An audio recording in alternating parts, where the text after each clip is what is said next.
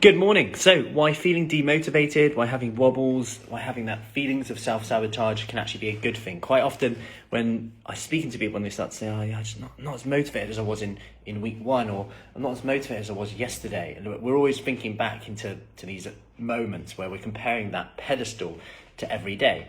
Now, why this is a good thing is because, number one, when you have these wobbles, imposter syndrome, self-sabotage, whatever you want to call it, it's usually a sign that you're doing something a bit different. It's usually a sign that you're trying to change something. And this is great because you're actually doing things. You're actually doing something that's forcing you to get a bit uncomfortable. And of course, your body's going to go, what are you doing? This is like a bit uncomfortable. You could just stay the way you are. Hey, Cheryl, how are we doing? Stay the way you are, not push it a bit and stay comfortable. And actually, it seems like the good option to do that when your body's telling you, you know what, just imposter syndrome is coming in, just leave it. There's too much on at the moment. You're taking on too much. Don't do it. And what often happens here is that if we take that, we get an instant hit. We get an instant kind of, oh, I feel so much better now. But then we're back to square one because we're in the same position where we were before, the same position why we even thought about changing. So we repeat the cycle. You know what, I'm going to do it now. And then it gets we get those feelings. Can I stick to it? I'm not as motivated. It's getting harder. And then we repeat that cycle. And we go loop and loop and loop until tomorrow actually gets a little bit harder to get going in, and so on and so forth. But also, when you get these feelings of being demotivated, it's telling you something. It's telling you something. It could be an opportunity to do something even when you don't feel like it. Like we tell our kids of today many times, like, you've got to go to school, you've got to do this, you've got to do this, you've got to do this. But they say, I don't want to do it, like sometimes, right? But yet we still tell them anyway to get used to perhaps doing things that maybe you don't want to do, but the outcome is something that you do want. You want to learn, we want to go to work for various reasons, but we don't always want to go. We don't always want to do it. We don't always feel the same level of motivation. Yet when it comes to fitness, when it comes to exercise, when it comes to health, which is everything, right? Without that, she who has their health has 1,000 wishes. She who doesn't have their health has just one, as that saying goes. So a reminder that actually, what if this feeling of demotivated is just an opportunity to break a habit a little bit?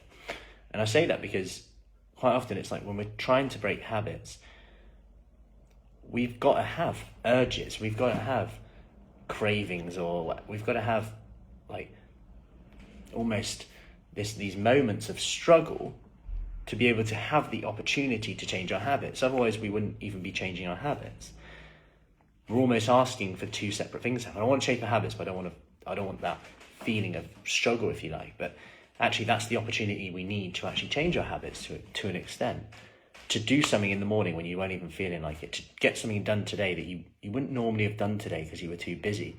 To get something done even when you feel like I can't stick to it. Whether that's planning the meals in the afternoon, whether it's planning a snack today, whether it's getting a workout in, even if you didn't do the workout that you had planned. Getting something in rather than nothing to change the way we think about this. That is sometimes the difference. Because we've just been given the opportunity to go, actually, yes, this is a test for me. I'm feeling demotivated. I'm having a little bit of a wobble. I've got those feelings of self-sabotage.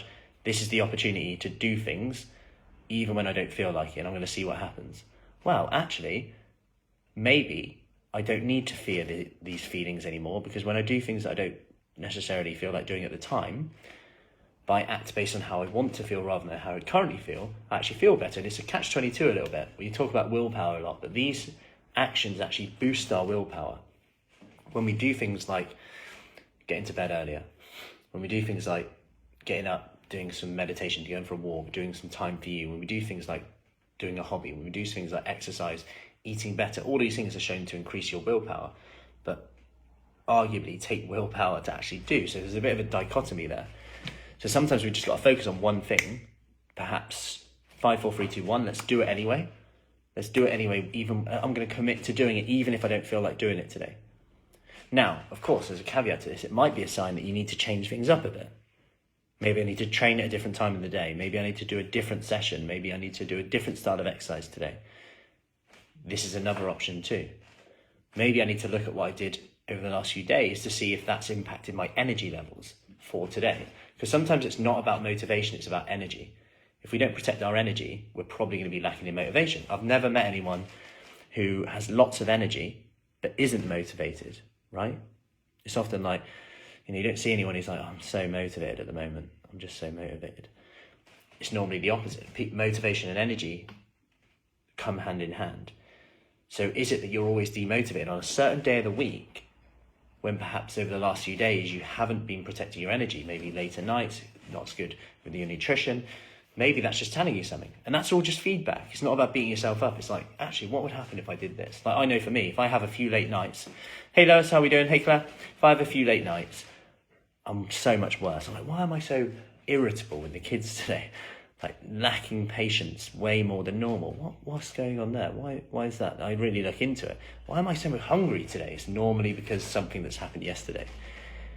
And then we can start to think, okay, knowing what I know now, what would I do differently? Anyway, that's my Monday morning ramble for you this morning. Let's make it a great week. Any questions, let me know. If you want more information about our Kickstart program, Marlborough, Devizes, Chippenham, comment with Kickstart. Have an awesome week. Any questions, as always, just let me know. And I am working through the comments. It was received more highly than I thought about my free guide on stress, emotional eating that I put together and I put out the other day. If you do want that, comment below with guide and I'll send it over. I am working through the other posts. There was more than I thought. And I'll send that over to you. Anyway, have an awesome day. Take care.